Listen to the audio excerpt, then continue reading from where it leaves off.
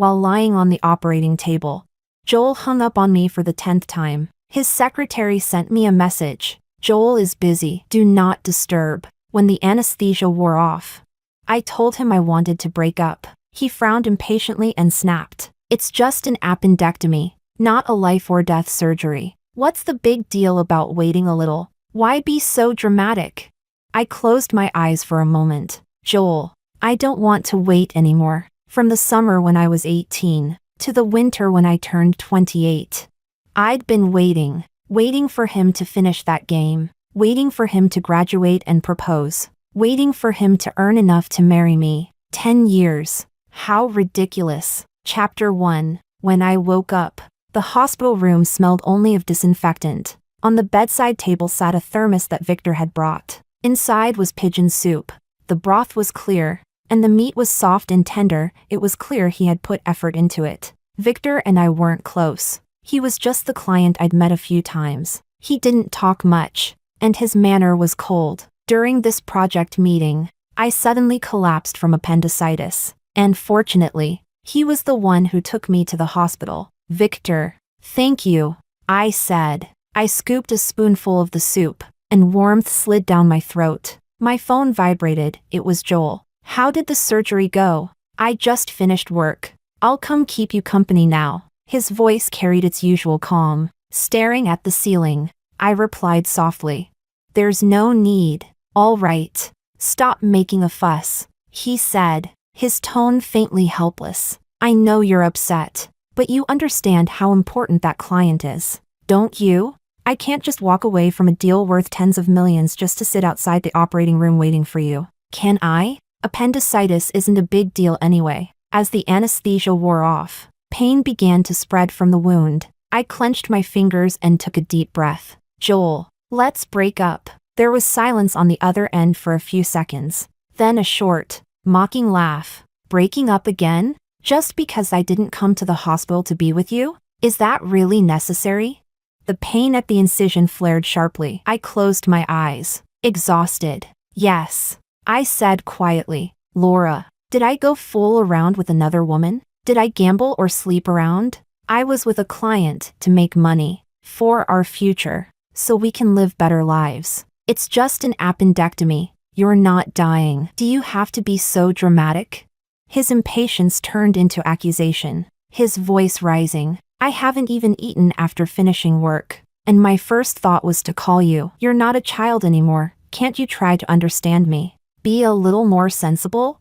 Sensible. The word pierced my heart like a needle. I'd been sensible for 10 years. From 18 to 28. I'd learned to leave a light on when he came home late.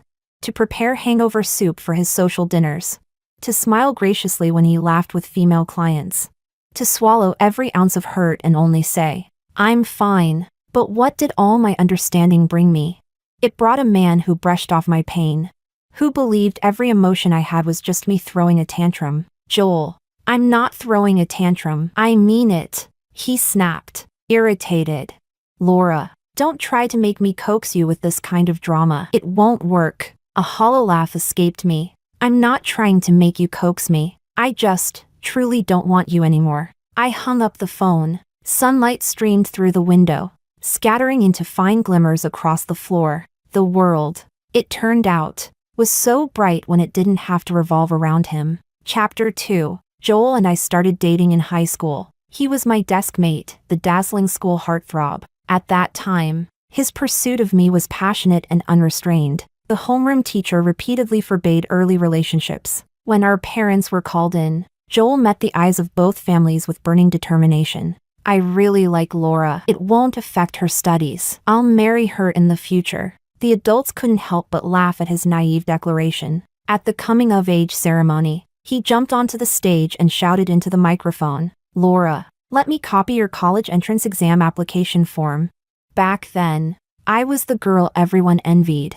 We both got into the same university, just as we had hoped. But as his world grew bigger, I became the one waiting quietly in the gaps of his busy life. Laura, wait for me to finish this game. Laura, wait until the basketball match ends. Then I'll come to you. And I always waited, silently, patiently. Whenever we quarreled, He would hug me and promise, "Be good. When we graduate, we'll get married." And the proposal I dreamed of?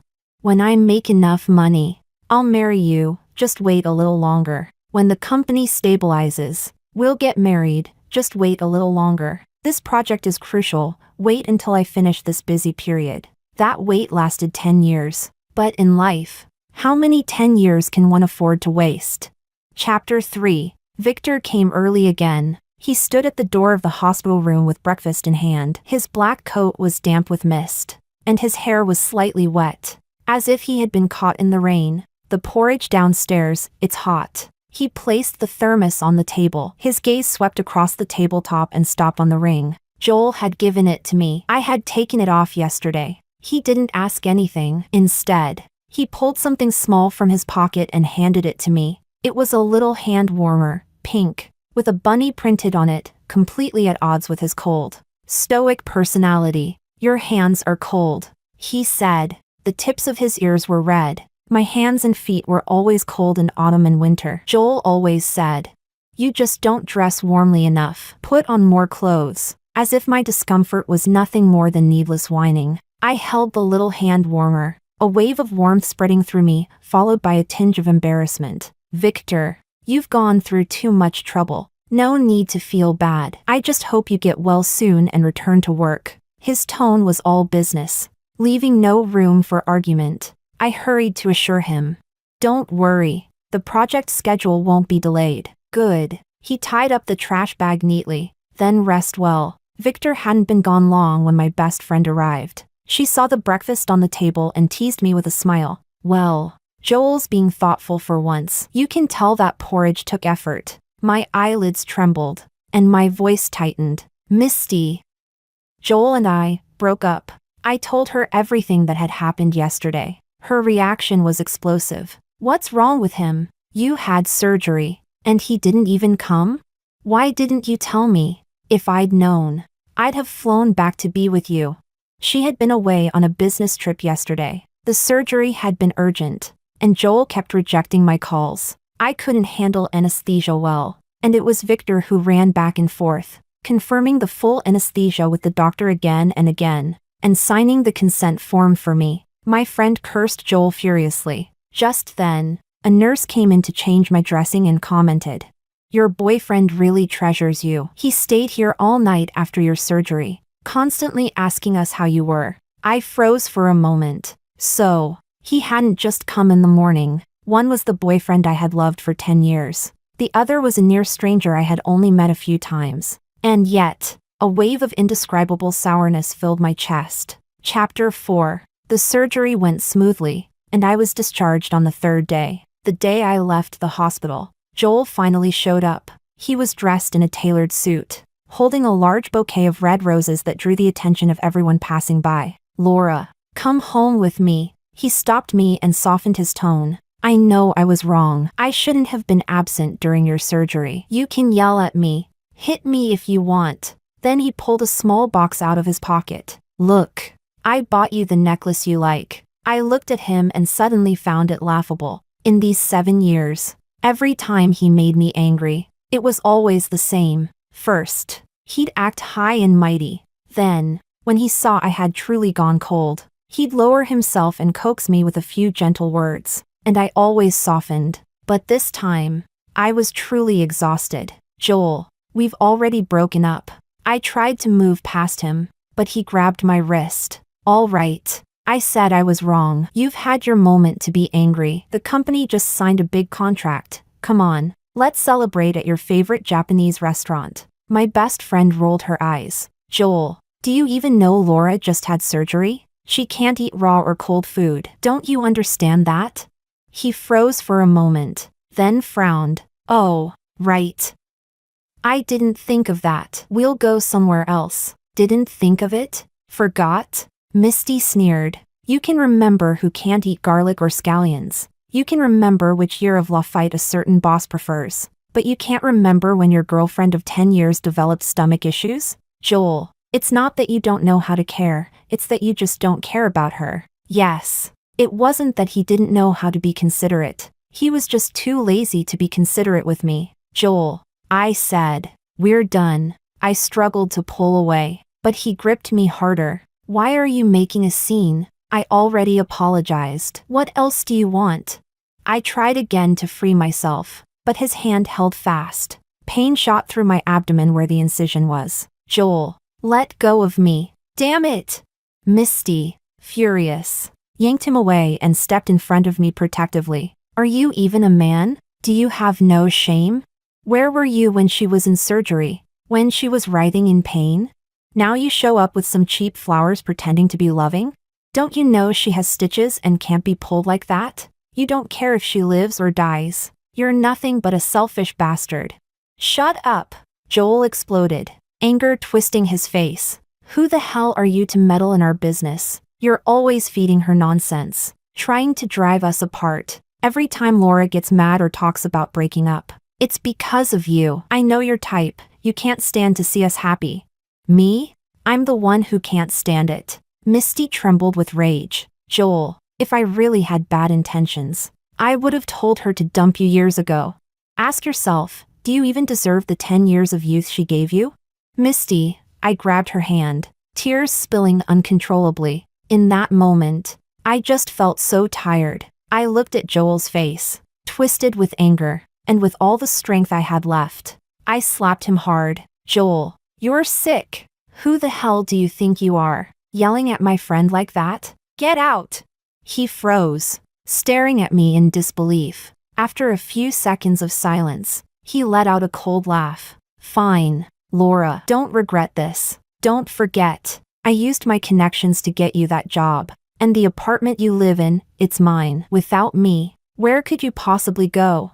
Each word hit me like a blunt knife in the chest. I remembered when he had pointed at that small apartment and said, Laura, this is our first home. Someday we'll have a big flat, a villa. I remembered when I quit my old job after being mistreated, and he proudly found me another through his friend. Go there, no one will dare to bully you. Those gestures that once felt like love and protection, now sounded like pity. So this was how he had always seen me, a parasitic vine that couldn't live without him. I forced a smile. I don't regret it. Let's go, Laura, Misty said, supporting me toward the car. Staying near that man another second makes me sick. I leaned back against the seat, drained. My heart felt hollow, but lighter than ever. In the rearview mirror, Joel stood motionless, face dark as ash. The red roses in his hands were crushed and misshapen. From that moment on, I never looked back at him again. Chapter 5. Misty took me to her place. Not long after we arrived, I received a message from Joel. Fine, we can break up, but within 3 days, clear out everything you left in the apartment. Misty nearly exploded with rage. That bastard, how dare he? Come on, I'm going with you. I want to see what crap he dares to pull. Without hesitation, she grabbed her keys and stormed out with me. Joel wasn't home, only his impeccably made-up secretary was there. She stood in the living room with her arms crossed, eyes filled with disdain. Mr. Joel is busy, she said curtly. He instructed me to keep an eye on things. She deliberately emphasized those 2 words, her tone dripping with arrogance. Laura, everything you take must be inspected and logged by me. After all, there are plenty of expensive items here. If something goes missing, it'll be hard to explain. Misty exploded instantly. Who the hell do you think you are, talking to Laura like that? The secretary smirked, her red lips curling in mockery. Who am I? Let's just say, Laura, that from now on, you're nothing. No one's going to coax you back this time. Oh, and a friendly reminder, she added with a sneer. Joel's being pursued by a young, beautiful heiress lately. A perfect match, equal status, strong alliance. So yes, it's better you clear your things quickly. Wouldn't want to offend the new mistress of the house. Misty laughed coldly. New mistress? What a joke. Joel's trash. He's only worthy of a woman like you, licking up his leftovers. And you think you have the right to bark orders at us? Get out of the way. She shoved the secretary hard. The woman stumbled and fell flat onto the floor. You're so vulgar and ignorant. The secretary sputtered. Misty cracked her knuckles with a grin. I'm a 4th-degree black belt in kickboxing. Say one more word, and I'll knock the fake right off your face. Then she turned protectively toward me. Laura, go get your stuff. When we left, she noticed I was only carrying a small bag with documents. What about the rest? I shook my head. I don't want it. Anything related to Joel, I don't even want to look at it again. She slung her arm around my shoulders. Out with the old, in with the new. Come on, let's go shopping. I bought piles of new clothes, bright colors, flattering cuts. Not to please anyone else this time, but simply because I liked them. Afterward, we went for steaming hot pot, spicy enough to make our eyes water and our noses run. We laughed and cried between bites. For the first time, I realized it feels amazing to please yourself. Chapter 6. The next morning, as soon as I arrived at the office, my manager suddenly informed me that the project I had been leading had been reassigned. You've been unwell lately, and your emotions have been unstable, he said, clearing his throat. It's a good time for you to rest and take it easy. That project was my blood and sweat. Countless sleepless nights. Every detail from planning to execution handled by me.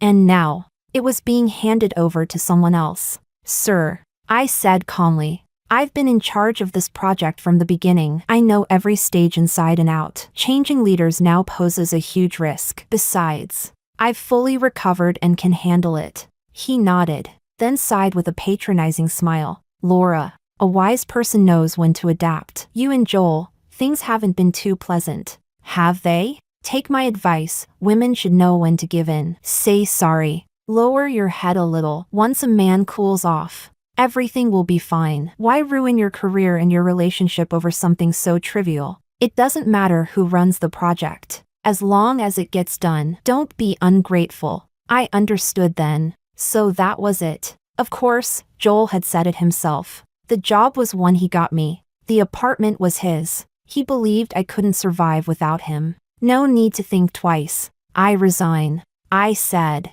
Laura, what's the harm in apologizing to Joel? You're too stubborn. Women should be gentle. That's how they stay likable. I removed my work badge and slammed it onto the desk. How a woman should be is not for trash like you to define. Chapter 7. Life after quitting wasn't easy. I passed interviews with several companies, but every time they reached the background check stage, I was rejected. I knew why. Joel must have instructed my former boss to sabotage me, just when I was running out of options.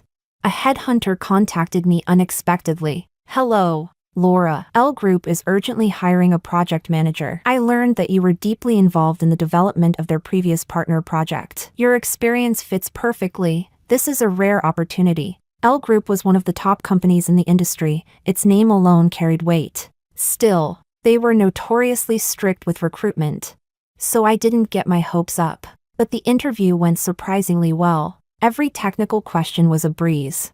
They seemed impressed by my past experience. They offered me double my previous salary. The final interview was with Victor. He didn't waste time. Your former company said you resigned for personal reasons. The replacement manager they assigned was completely unqualified compared to your original proposal. The new plan was a disaster. L Group has already terminated their contract. He paused, looking at me steadily. I reviewed your initial proposal. It was clear, innovative, and strategic. Handing this project to you is the best choice. Moving from a subcontractor to a client-side position, for me, it was a massive leap forward. But I hesitated. Victor, I might not pass the background check. He didn't even flinch. I hire based on skill and compatibility, not personal grudges. You'll have a 3-month probation. Perform well. You stay. Fail. You leave. Can you handle it? No hesitation. No pretense. I took a deep breath, met his eyes, and said, Victor, I can handle this role. Double the pay, the prestige of L Group, the platform and influence of the project. It was a lifeline thrown into the darkest moment of my life. Chapter 8. After starting the new job, I worked like I was wound up by a key. Victor's standards were high, almost ruthless, and I was constantly busy, barely touching the ground all day. It was exhausting, yes. But for the first time in years, I felt fulfilled. The satisfaction of being valued for my work gradually replaced the melancholy of heartbreak. Not long after our breakup, Joel posted a photo on social media, him holding hands with a girl. The caption read, "Only by letting go of the wrong one can we meet the right one." I remembered what his secretary had said. A young, beautiful heiress. Surprisingly, I didn't feel hurt. In fact, I felt relieved. Thank God I'd escaped. If I had wasted a few more years with him, the sunk cost would have been even greater. At an important industry banquet, I attended as Victor's project manager. Amid the glasses clinking and polite laughter, I unexpectedly ran into Joel. He had a heavily made-up girl on his arm, dressed head to toe in luxury brands. When she saw me, she instantly clung to him tighter, her voice dripping with mockery. "Oh my, isn't this Laura?" Her tone was sweet but sharp, loud enough for nearby guests to hear. "You know, I should actually thank you for helping me train such a wonderful boyfriend." The chatter in the room quieted slightly, a few glances flicking in our direction. I smiled faintly, unbothered. "Well," I said, "people are shaped by the company they keep, but as the saying goes, when an orange tree grows south of the Huai River, it bears sweet fruit. North of it, the fruit turns bitter. What Joel becomes under your care, well, that depends on your ability." Her face stiffened. Joel stepped forward, his tone cold and patronizing. "Laura, stop being so stubborn. What's the point? I heard you've had trouble finding a job. I could introduce you to a few companies." I cut him off sharply. "No need, Joel. Thanks to your kindness, I'm already employed at a much better platform." He blinked, incredulous. "What company would even take you? Must be some small firm, right?" Before I could respond, Victor appeared beside me. Joel immediately put on his fake business smile, extending his hand. "Mr. Victor, such a pleasure to finally meet you. I've heard great things. I understand your company is bidding on a new project. My firm recently completed the smart transportation upgrade in South City. We have plenty of experience. I hope you'll consider us." Victor didn't take his hand. Instead, his calm gaze fell on me. "All bidding decisions are handled entirely by our project manager, Laura. Her opinion is my opinion." Joel froze. I smiled politely. "Apologies, Joel. Unfortunately, your company's scale, credentials, and previous cases don't meet our entry standards. You're not eligible to bid." He stiffened, voice rising. "Laura, you're with L Group?" The woman beside him sneered. "Who knows how she got there? Some people, even at her age, still know how to climb the right ladder." I chuckled softly. "Better to climb high than to stay crawling in the trash." "You," her expression twisted with rage. "I've seen your kind before, ordinary background, willing to do anything to move up. Victor, you'd better be careful. Don't let a woman like her." "Enough." Victor's voice was firm, his eyes like ice. "An outstanding, independent woman earns her place with skill and effort. Only the narrow-minded measure others by their own filth." He looked between the two of them. "Please, mind your manners. This event doesn't welcome people with such dirty thoughts." Their faces turned pale, but neither dared to argue. I thought that would be the end of it. But during a short break, Joel cornered me on the terrace. He reeked of alcohol, his voice sharp and slurred. "Laura, you better tell me the truth. Have you been sleeping with Victor all along? No wonder you acted so tough, dumping me like that. You'd already found your next man, hadn't you?" Pain shot through my wrist as he grabbed it hard, his words laced with venom. Disgusted, I slapped him across the face. "Joel, you're disgusting. You think everyone's as filthy as you? Victor and I are clean, but you stole my project. Forced me to quit. All under your orders, didn't you?" I stepped back, glaring. "I don't owe you anything anymore, and you'll never control me again." He laughed coldly, bitter and cruel. "Control you? Laura, don't fool yourself. Why would Victor help you so much? Why give you that position? You really think he likes you? Look at your background, look at his. What could you possibly offer him? He's just using you for your face, for a bit of fun. Get out." I met his bloodshot eyes, my voice like steel. "Joel, you make me sick." Chapter 9. The night air was cool as I leaned against the cold wall. At last, I couldn't hold back my tears. So this was what it came to. From love to disgust, from passion to exhaustion, Just like that. In that moment, it struck me that the years I'd devoted to that relationship seemed utterly worthless. A soft rustle, a dark gray handkerchief appeared before my eyes. I looked up. Victor was standing in front of me, though I hadn't noticed when he arrived. Victor, thank you. I took the handkerchief, my voice hoarse. You're always thanking me. His deep gaze met mine. You've helped me a lot, I murmured, lowering my head to hide the disarray in my expression. It's a boss's duty to protect his employees. He paused, his tone dropping slightly, calm, steady, yet firm. But letting someone unworthy upset you, that's just a waste of emotion. I took a deep breath, trying to steady myself. Still, thank you for standing up for me earlier about what they said. Please don't take it to heart. He raised an eyebrow, tilting his head slightly. What? You mean the rumors about us?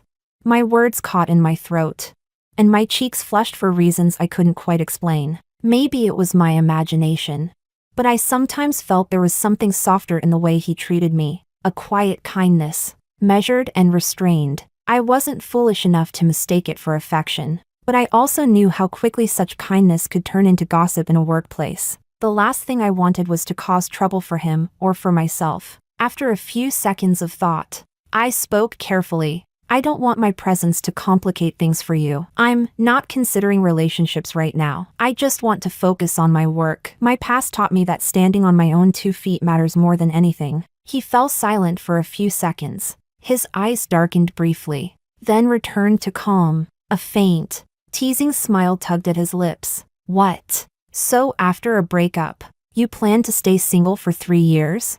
His unexpected humor made me laugh softly. It's not about staying single, I said seriously. It's just that my world used to be too small. It revolved entirely around one person. Now, I want to see a bigger world, to see how far I can go on my own. He nodded slowly, a trace of admiration glinting in his eyes. Good. Chapter 10. From then on, I threw myself completely into work. Overtime, sleepless nights, back-to-back meetings. It was endless, but every time a proposal was approved, every time a challenge was conquered, a deep sense of satisfaction followed. However, Joel didn't stop. Ever since that night at the banquet, my phone had been bombarded with his calls and messages. Laura, I packed all your things for you, nothing's missing. That day I was just angry. Come pick them up, okay?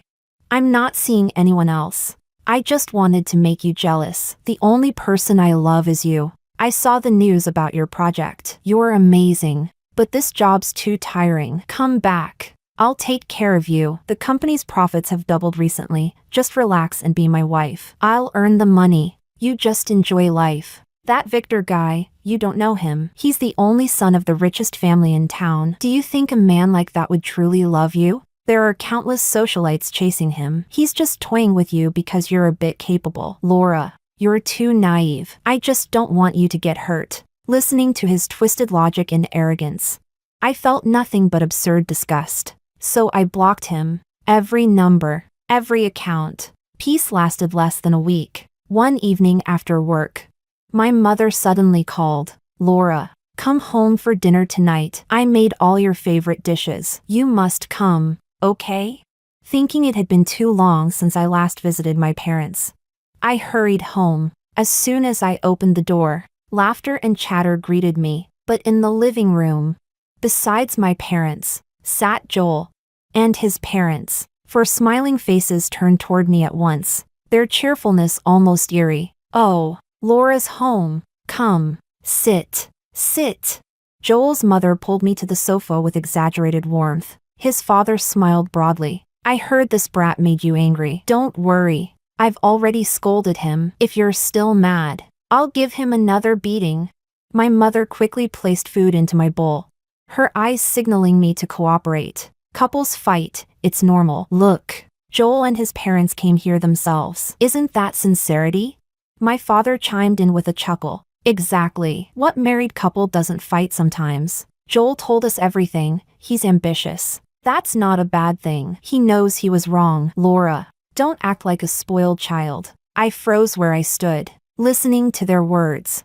I almost laughed out loud. So they thought I was just being childish. That I was the problem. All right. All right. Laura's not angry anymore. It's rare for both families to sit together. Let's all just be happy. HM? My mother smiled broadly, pulling at my arm. Yes. Yes. That's right. And I sat there, surrounded by laughter that felt like suffocation. Joel's mother clapped her hands together with delight. Since both families are here today, she said cheerfully, why don't we pick a wedding date? I think the 11th would be perfect. Golden autumn. Such a beautiful time. Yes. Yes. Let's settle it soon. My parents echoed in agreement, their smiles overly bright. At that moment, Joel suddenly took my hand. Then, in front of everyone, he dropped to one knee, holding a huge diamond ring that sparkled under the chandelier. Laura, he said excitedly, do you like it? I had this custom made. Let's get married. His voice trembled with emotion, eyes filled with hope. It was the kind of proposal I'd once imagined countless times, in quiet midnights when love still felt real. But now, it was nothing more than a carefully staged farce. I looked at this well-orchestrated moral ambush, and a bitter mix of emotions rose in my chest. Look, Laura's so moved she can't even speak, someone said. Their laughter felt deafening, snapping out of my daze. I pulled my hand away, my voice calm but cold. Joel and I already broke up. The room fell silent. Joel quickly grasped my hand again, desperate. Laura, I was wrong. Please, give me another chance. We've been together for 10 years. How can we just end it like this? My mother rushed to mediate. Come on, Laura. Joel didn't do anything unforgivable. Don't be so stubborn. Every couple has problems. You need to learn to be tolerant. Joel's parents' smiles vanished, their tone turning stern. Laura, his mother began. Joel's a man with ambition. It's not our place to say too much. But being this willful isn't right. No man will keep coaxing you forever. A woman should know when to stop. His father added with patronizing earnestness. To be honest, Joel's successful now. He could have any girl he wants. But his heart is still set on you. Shouldn't you be grateful for that? And finally, my father's voice, sharp, heavy, cutting through me like a hammer blow. Laura, can't you be more understanding? Don't embarrass your parents like this. My own parents, the ones who had once promised to protect me, were now standing with them, condemning me in unison, branding me with words like ungrateful, childish, and selfish. A hollow laugh escaped me. Understanding? Tolerance? Consideration? I looked around the room, my voice trembling with fury. Then why don't any of you ask me how I felt lying on that operating table? Awake because the anesthesia failed? How terrified I was. How much it hurt.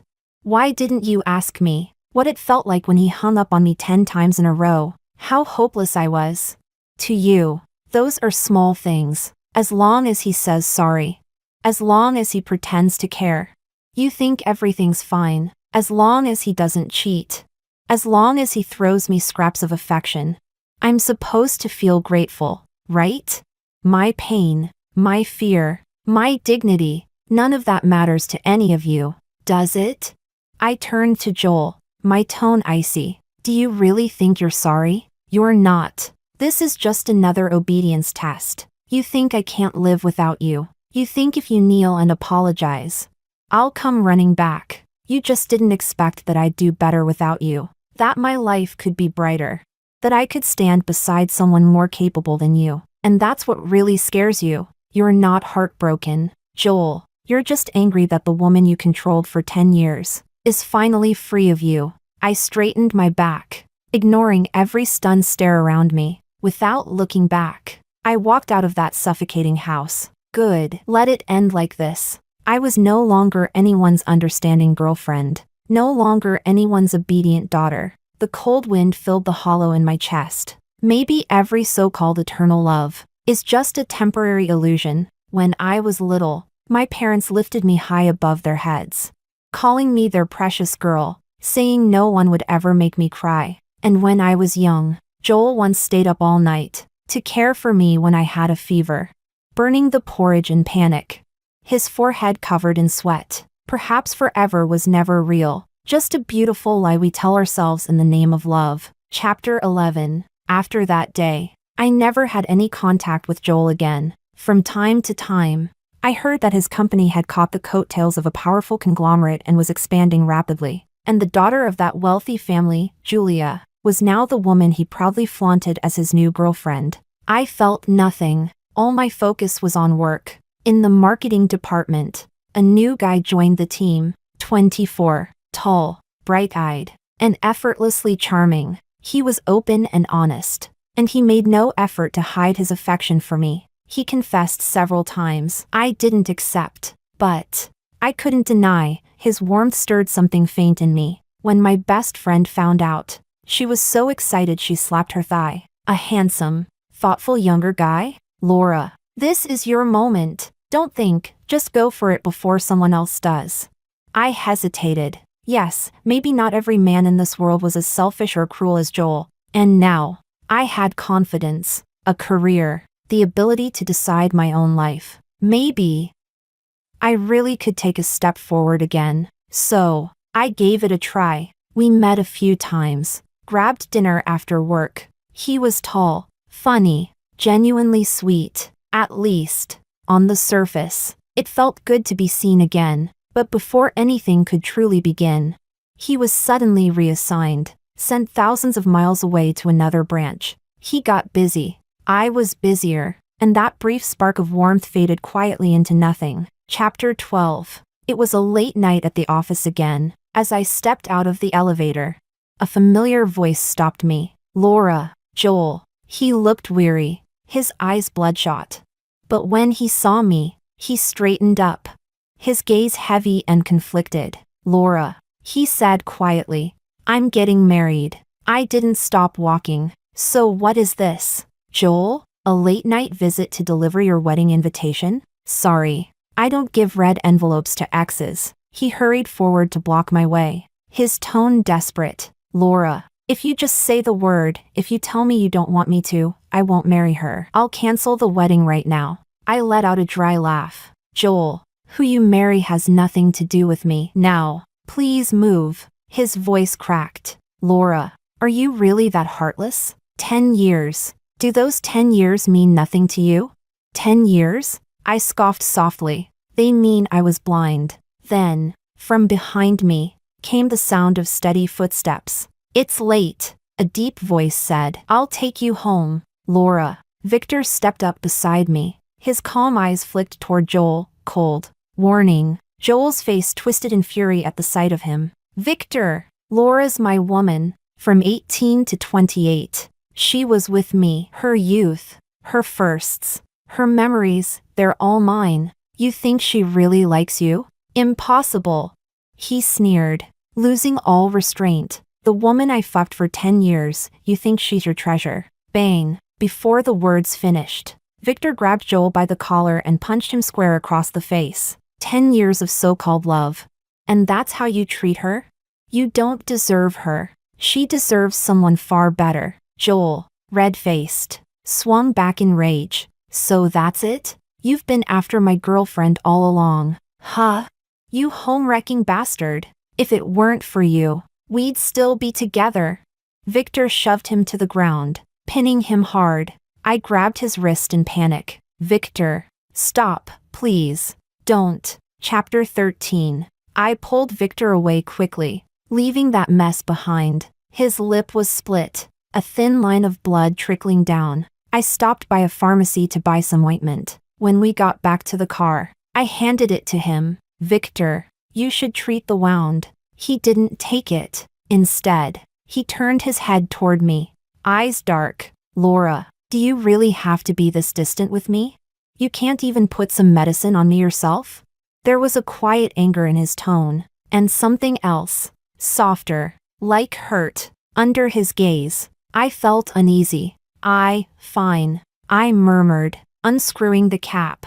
I dabbed a cotton swab in ointment, and leaned in carefully toward the corner of his mouth. The car was small, our proximity too close. His breath surrounded me, warm and steady. When our eyes met, I instinctively looked away. Why can't you look at me? His voice was low, rough, magnetic. My hand trembled, the cotton swab nearly slipping. He reached up suddenly, gripping my wrist firmly, his palm burning against my skin. Laura, he said, his voice deep. I know you understand how I feel. He locked eyes with me, leaving me nowhere to hide. You told me before you weren't ready for another relationship. I respected that. I gave you time. I was willing to wait. He paused, and his voice grew heavier. But what then? His tone carried frustration, even jealousy. That young guy, what was that about? So, with him you don't need time? He gets to cut in line?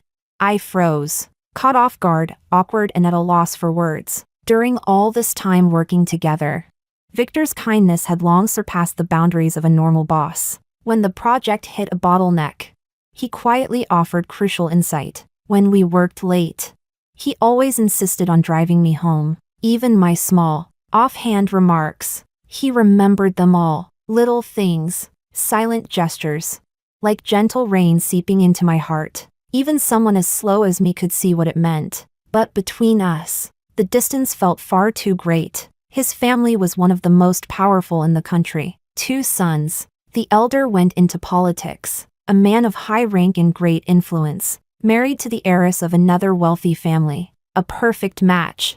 And Victor, a man like him, born into that kind of dynasty.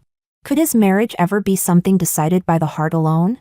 I lowered my eyes and said softly, Victor, we're not suitable. Not suitable? His grip on my wrist tightened. Not suitable for me, but suitable for that kid?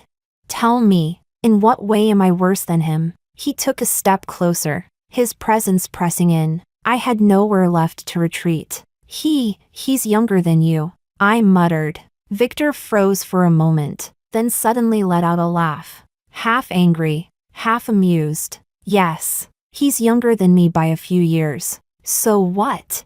He's immature, impulsive. I just had him transferred, and the so-called relationship ended before it even began. See? That kind of boy can't be relied on. He leaned closer, eyes burning with teasing confidence. But me? I may be a few years older, but I train regularly. My body's young.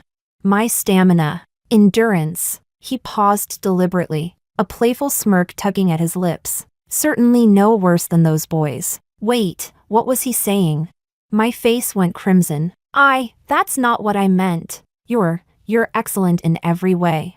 A great choice for a partner. I just meant that there's too much difference between us. He fixed his gaze on me, and suddenly smiled. Laura, what did you just say? I said we're too different. No, the sentence before that. That you're a great choice for a partner. Good, he said, still smiling. Then let's be together. Wah, no, that's not what I meant. That's the part one wanted to hear. His eyes glowed with intensity, a warmth that made my heart skip. Laura, you're such a coward, he said softly. You say you live for yourself now, but when you finally feel something, you don't even dare to admit it. What are you afraid of? That my family's name is too high? That people will gossip? That I won't be faithful? His voice grew gentler, almost a vow. Laura, I won't let you lose. Yes, he was right. I was a coward. I kept saying I wanted independence, a new life, but when faced with genuine affection, I instinctively backed away. Yet, almost 30 years old now, if I didn't dare chase even one heartbeat, how would I ever live without regret? What was there to be afraid of? What was there that I couldn't afford to lose? Chapter 14. After we started dating, Victor became a completely different man. The once calm, composed, and distant Victor, the one everyone called cold and untouchable, was gone. In his place appeared a clingy, childish, and utterly shameless manager. Come to my office for a moment. His voice over the intercom was formal, professional, and serious. But the moment I stepped in and closed the door, he pulled me straight into his arms. Hey, sweetheart, he murmured, grinning. I missed you. Kiss me. I blushed, pushing lightly against his chest. Victor, stop it. We're in the office. Someone might see. He only smiled, eyes glinting with mischief. Then you'll make it up to me tonight? He leaned close, his tone teasing. Fine, fine, just let go already. If someone walks in, it'll be a disaster. That night, once we were home, he was even worse. Baby, am I amazing? Tell me, is my body better than those younger guys? Stronger? More? Victor, shut up. I covered his mouth in embarrassment, my face on fire. How could this man, once the picture of restraint and dignity, turn into such a flirt after falling in love? Because we worked in the same company. We kept our relationship secret, at least for a while. That was until a newly hired overseas returnee joined the department. Smart, capable, but unfortunately, blind enough to fall for me. He brought flowers and confessed publicly in front of everyone. By that afternoon, Victor had promoted him to a branch office on the other side of the planet, claiming the overseas market desperately needed his talent. Later, he cornered me in the office, face dark. Laura, if this keeps up, I'm going to have a heart attack. You have to make it official with me. And so, the next day, half coaxed, half tricked, I found myself standing beside him at the marriage registry. When we finally got our little red book, our faces smiling side by side on the photo. He exhaled deeply, satisfaction lighting up his features. Let's see who dares try stealing you now. Chapter 15. After the wedding, I attended a social gathering for the first time as Mrs. Victor. Among the elegantly dressed guests, I unexpectedly saw Julia, Joel's new wife. But in this glittering circle of high society, Julia was subtly excluded. She tried her best to blend in, but was quietly ignored at every turn. A few wealthy ladies leaned toward me and whispered, "Madam, you're new here, so you might not know, Miss Julia is an illegitimate daughter. In our circle, everyone comes from proper families, legitimate wives and noble daughters. Not every stray cat or dog can squeeze their way in." They giggled behind their champagne glasses. Look around the city, what respectable family would marry her?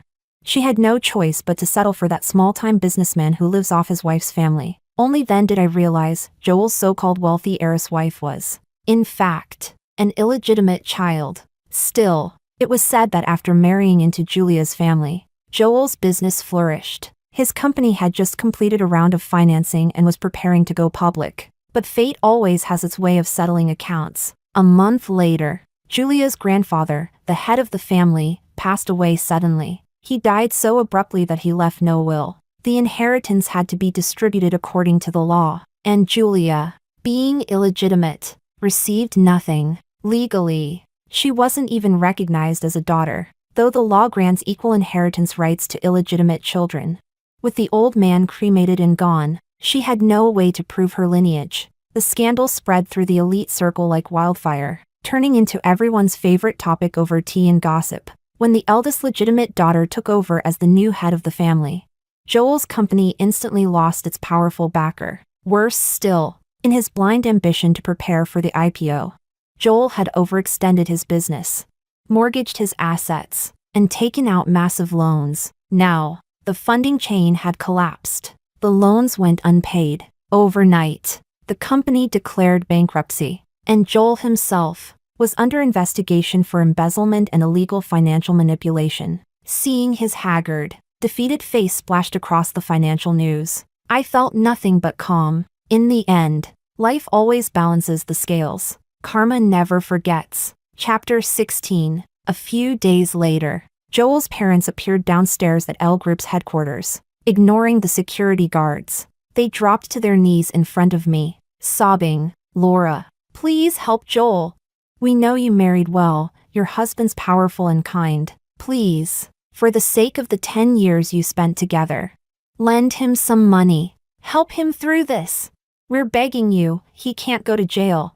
I looked at them quietly. There was no satisfaction, no sense of revenge, only a faint sadness. His problems have nothing to do with me. Please, leave. When Victor heard about the incident, he came down immediately, without a word. He stepped in front of me, shielding me completely. His expression was icy as he said to the guards, "Escort them out, and from now on, don't let them get within 100 meters of this building." Then he turned to me gently, supporting my arm. Don't mind them. Let's go home. You're pregnant. Anger isn't good for you or the baby. I couldn't help but laugh softly. It's only been a month. Victor, the baby's still just a little bean. Don't exaggerate. Since learning about the pregnancy, Victor had taken care of me with meticulous tenderness. We both loved quiet, simple days. After work, he would take me to the supermarket, carefully choosing fresh ingredients.